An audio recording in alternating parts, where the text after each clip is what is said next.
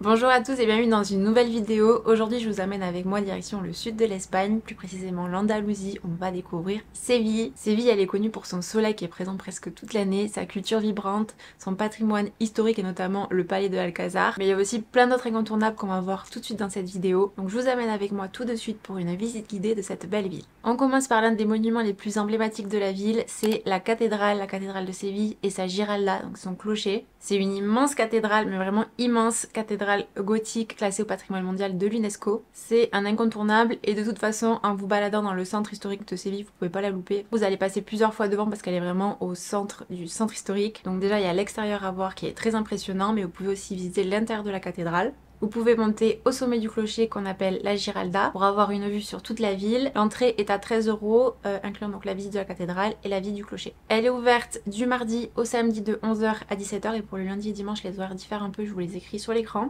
Et si jamais vous pouvez pas vous permettre de payer l'entrée de la cathédrale, pendant les messes, vous pouvez rentrer par une petite porte à l'arrière. Vous pourrez pas visiter toute la cathédrale, mais vous pourrez avoir un petit aperçu de l'intérieur de la cathédrale. Ensuite, direction l'Alcazar, le fameux Real Alcazar. C'est pour moi un coup de cœur à Séville, c'est un palais qui est magnifique. C'est l'ancien palais des rois morts, aujourd'hui il est classé au patrimoine mondial de l'UNESCO. Et si vous deviez visiter qu'un seul monument à Séville, ça serait celui-ci. Celui-ci et la place Espagne peut-être qu'on verra. Vous allez voir des superbes patios, des super petites cours, avec l'architecture mudéjar, c'est vraiment magnifique. Ça permet d'avoir un aperçu de l'histoire multiculturelle de la ville et vraiment je vous conseille de réserver un bon créneau pour cette visite parce que ça va prendre du temps. Il y a plein de salles, il y a plein de petits détails d'architecture à regarder, donc réservez au moins 2 heures pour le palais de l'Alcazar. Quand vous pensez avoir fini la visite de l'intérieur du palais de l'Alcazar, il y a ensuite les jardins d'Alcazar qui sont aussi très grands et qui sont tout aussi beaux avec des orangers, des fontaines, des sculptures, c'est vraiment très beau. Le revers de la médaille, c'est qu'il y a des gens du monde entier qui viennent visiter l'Alcazar, donc évidemment qu'il y aura du monde quand vous visiterez l'Alcazar. On y était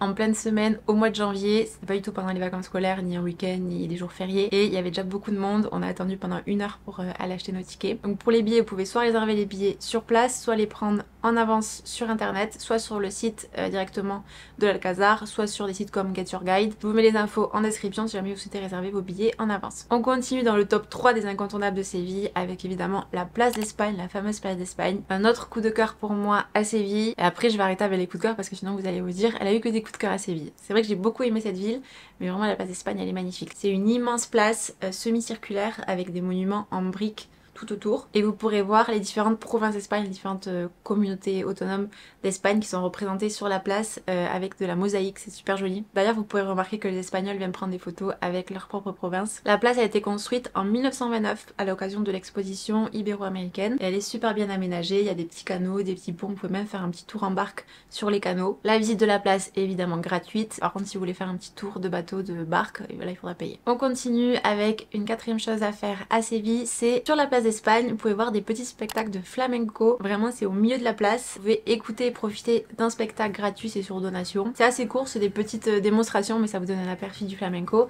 et ensuite si vous voulez aller voir un vrai spectacle de flamenco, vous pouvez ensuite aller dans un théâtre, dans une salle de spectacle pour voir un spectacle d'1 heure ou 2 heures un soir à Séville. Donc là vous avez de la danse, du chant, de la musique.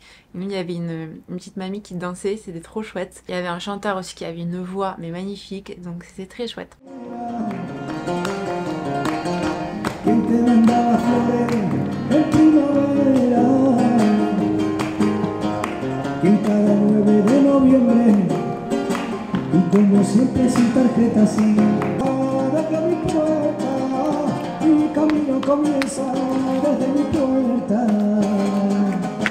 Ensuite, pas très loin de la place d'Espagne, si vous avez envie d'une petite pause nature, vous avez le parc de la Maria Luisa. C'est un parc très agréable pour se balader, c'est un grand parc. Vous pouvez vous balader à l'ombre des arbres, il y a des petites fontaines, il y a un étang aussi avec toute la basse-cour, les canards, des oies. C'est l'un des plus grands espaces verts de Séville. Et si vous arrivez tout au bout du parc, il y a la Plaza de América avec 3 beaux pavillons qui sont à voir. 6e endroit, le quartier de Santa Cruz. Je vous propose de vous perdre dans les ruelles du quartier de Santa Cruz, ce quartier très central. C'est un quartier historique, vous allez voir qu'il y a plein de petites places cachées, de petites jolies places andalouses. Il y a des maisons colorées, il y a aussi des petites boutiques si jamais vous souhaitez acheter des souvenirs dans le quartier de Santa Cruz. Même si c'est un quartier touristique, il a gardé beaucoup de charme. D'ailleurs, en parlant des places, ça fait partie des incontournables à voir à Séville. Il y a plein de petites places très jolies, comme par exemple la place à Doña Elvira qui est dans le quartier de Santa Cruz justement. Toute jolie avec des orangers, il y a beaucoup d'orangers dans la ville de Séville. Il y a des cafés, vous pouvez vous asseoir en terrasse et profiter du cadre de la place. Ça fait vraiment partie de la vie locale, ces petites places, ces petits cafés en terrasse terrasse. Les Espagnols ils aiment beaucoup s'installer en terrasse, manger des tapas, prendre un petit café. Il y a aussi la Plaza del Cabildo, c'est une place en demi-cercle avec des arcs, une fontaine, c'est une très jolie place. C'est à voir et c'est à quelques mètres de la cathédrale. D'ailleurs si vous préparez un voyage à Séville, j'ai créé une carte Google Maps privée avec toutes mes bonnes adresses à Séville. Il y a plus de 120 adresses sur la carte, des endroits à voir connus, d'autres beaucoup moins connus, des endroits un peu secrets cachés, des restaurants où manger de très bonnes tapas andalouses pour éviter les pièges à touristes. Il y a aussi des endroits pour prendre des brunchs, il y a plein d'endroits pour prendre des brunchs à Séville, des petits cafés, des rooftops pour voir le coucher du soleil sur les toits de la ville de Séville,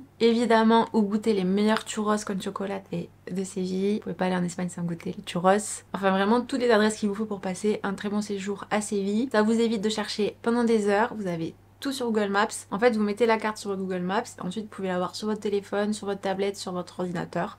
Partout où vous avez connecté votre adresse Gmail, c'est aussi simple que ça. Vous avez les 120 adresses qui sont placées directement sur votre carte et vous n'avez plus qu'à profiter de votre séjour. Et j'ai tout répertorié avec des petites icônes pour que vous puissiez vous repérer facilement. Donc je vous mets le lien en description avec toutes les infos. On continue avec le 8e incontournable avec les belles églises de Séville. Il y a énormément d'églises à voir à Séville avec une très belle architecture, notamment à l'extérieur. Vous pouvez pas les louper, elles se différencient des autres bâtiments. Elles sont souvent colorées et notamment dans le quartier de Santa Cruz. Je pense à l'église qui porte le nom du quartier, donc l'église de Santa Cruz, et même l'église de Santa Maria la Blanca. Deux très jolies églises. L'entrée est généralement gratuite, donc n'hésitez pas à les visiter ou simplement à les voir de l'extérieur. Autre lieu incontournable à Séville et moderne, on va parler de la CETAS ou Métropole Parasol. C'est une structure qui est assez unique en son genre, c'est une structure en bois de 150 mètres de long et de 28 mètres de hauteur. Depuis cette structure d'ailleurs vous pouvez avoir une vue sur Séville. Elle est située sur la Plaza de la Encarnación et c'est un endroit que je vous conseille de voir de jour mais aussi de nuit parce que ça change complètement d'ambiance. Que la structure va s'illuminer, il y a un spectacle de lumière tous les soirs, ça change de couleur, je vous invite à aller le voir. Vous pouvez visiter une partie gratuitement. Si vous voulez visiter les autres parties et notamment aller voir la vue panoramique, il faut payer ces 15 €. Le prix a bien augmenté ces dernières années, avant il était que de 3 €, là on a 15 €, je trouve quand même que c'est assez cher. Mais bon, c'est une expérience en soi de marcher aussi sur la structure. Après si vous voulez d'autres endroits, notamment il y a des rooftops où vous pouvez avoir une vue sur les toits de Séville. Je vous ai mis des adresses de café-bar en rooftop dans ma carte Google Maps. Et nous quand on était à Séville on avait la chance de pouvoir profiter de la terrasse de l'appart-hôtel qu'on avait réservé sur Booking. On avait une superbe vue sur Séville et notamment sur la CETAS où on voyait à chaque fois au coucher du soleil qu'il y avait vraiment beaucoup de monde sur la passerelle alors qu'on y était en janvier, donc je n'ose pas imaginer en pleine haute saison. Donc si vous choisissez d'y aller, peut-être éviter le coucher du soleil et garder le coucher du soleil sur un café bar rooftop, si vous voulez un peu moins de monde en tout cas. On continue nos incontournables avec la Casa de Pilatos. C'est l'un des plus beaux palais à visiter à Séville, après l'Alcázar évidemment. Il y a beaucoup de grandes demeures de palais à visiter d'ailleurs à Séville. Vous verrez son architecture qui est magnifique. Sa construction a débuté en 1483. C'est une très belle architecture. Elle mélange différents styles, du gothique au mudéjar. Il y a de beaux patios, des jardins, des sculptures. C'est très joli. L'entrée est à 12 € si vous voulez seulement visiter le rez-de-chaussée. Et si vous voulez visiter le premier étage, il faut rajouter 6 €. Petite info, les visites sont gratuites le lundi à partir de 15 h. Mais il y aura beaucoup de monde qui va vouloir venir visiter le lundi après-midi. Vous pouvez pas réserver en avance, c'est au premier arrivé, premier servi. Il faut rentrer en plus les visiteurs par groupe. Je ne sais pas de combien de personnes exactement, mais c'est environ par exemple 100 personnes toutes les heures, juste vous allez passer beaucoup de temps dans la queue. Et pour les horaires d'ouverture, c'est ouvert de 9 h à 18 h. Petite pause dans cette vidéo pour vous dire de liker la vidéo si c'est pas déjà fait. Si cette vidéo vous aide à préparer votre voyage, c'est gratuit et moi ça m'aide beaucoup. Plus encourageant pour la suite, donc merci beaucoup. Ensuite, 11e incontournable, donc ça c'est quelque chose à faire, c'est manger des tapas. Vous pouvez pas venir en Espagne et notamment à Séville sans manger des tapas. En Andalousie et même en Espagne globalement, c'est une véritable institution de manger des tapas. Il y a des bars à tapas partout dans la ville, certains un peu plus authentiques que d'autres, c'est des pièges à touristes. Ce qui est bien avec les tapas, c'est qu'il y en a pour tous les goûts. Vous pouvez commander plein de petits plats différents, plein de petits tapas donc, et goûter les différentes spécialités. Évidemment le jambon ibérique. Si vous aimez le poisson, il y a les boquerones, c'est des anchois, des chipirones, c'est des petits calamars frits, le fromage, le manchego. Il y a une variante aussi du gazpacho dans le sud de l'Espagne, ça s'appelle le salmorejo, c'est dur à dire. Je vous l'écris ici. L'omelette espagnole, la tortilla de patatas. Je vous conseille notamment le plus ancien bar à tapas de la ville qui s'appelle El Rinconcillo. Rincon ça veut dire coin, donc Rinconcillo c'est le petit coin. Il a été créé en 1670. Donc je vous ai mis plein d'adresses où manger des tapas à Séville sur ma carte. Il y a une trentaine d'adresses de bar à tapas, de cafés, de rooftop, des endroits où manger des brunchs, où manger des churros. On continue avec le 12e incontournable à Séville. Alors quand vous pensez à Séville, vous pensez à quoi? Moi l'Andalousie ça me fait penser aux flammes flamenco. Et donc en fin de journée vous pouvez assister à un spectacle de flamenco dans une salle de spectacle, dans un théâtre. Il y a plusieurs endroits dans la ville où vous pouvez voir des artistes se produire. Le prix des spectacles c'est souvent entre 25 € et 40 € par spectacle, ce qui inclut souvent une boisson. Je vous conseille notamment celui qui se déroule au Teatro Flamenco Sevilla, où vous aurez 6 artistes de renommée internationale qui se produisent sur scène. Je vous mets les infos en description si jamais ça vous intéresse. Après avoir exploré le centre historique, on va se diriger vers le quartier de Triana, de l'autre côté du Guadalquivir, donc c'est le fleuve qui traverse Séville. Alors vous allez voir là c'est plus authentique, vous allez voir moins de touristes, il y en a quand même hein, mais beaucoup moins que dans le centre historique. Vous allez pouvoir voir des artisans qui travaillent sur la céramique.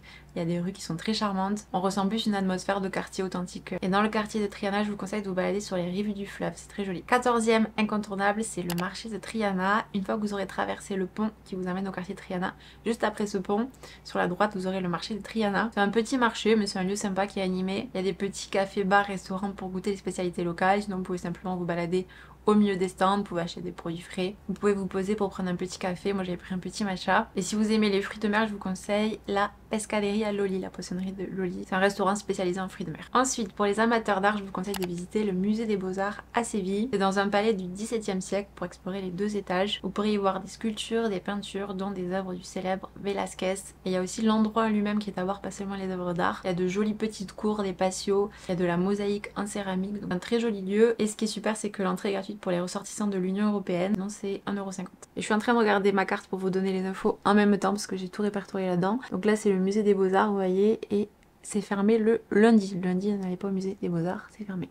Voilà, vous avez tout sur la carte. Vous cliquez sur un endroit et là, plus d'infos, vous avez les infos que je vous ai rajoutées. Et je vous ai tout répertorié par endroit à voir, restaurant, etc. Vous pouvez décocher si vous voulez voir que les restaurants par exemple sur la carte. Après toutes ces visites, il commence à faire faim et si on allait manger un petit brunch, comme je vous ai dit, il y a plein d'adresses où manger des brunchs très abordable à Séville, donc pourquoi se priver? On a testé quelques adresses dont une qui est à côté du musée des Beaux-Arts, c'est Billy the Brunch et c'était très bon et vraiment pas cher par rapport au brunch qu'on peut trouver en France notamment. Donc vous avez des pancakes moelleux avec des fruits dessus, des toasts à l'avocat, des œufs brouillés, des petits déjeuners à l'américaine, un bon café parfumé à la vanille. J'ai été étonnée par le nombre d'adresses pour prendre des brunchs à Séville, donc voilà, je vous ai mis d'autres adresses aussi dans ma carte. Impossible de venir à Séville sans goûter au churros con chocolate, le churros avec du chocolat chaud épais. Bon, je pense que vous connaissez tous les churros, mais au cas où, c'est des beignets qui sont croustillants à l'extérieur et moelleux à l'intérieur. Des beignets allongés et la spécialité en Espagne, c'est de les tremper dans du chocolat chaud épais. C'est trop bon. Il y a des cafés iconiques où vous pouvez manger des churros con chocolate et il y a aussi des churrerías, c'est des endroits où on fait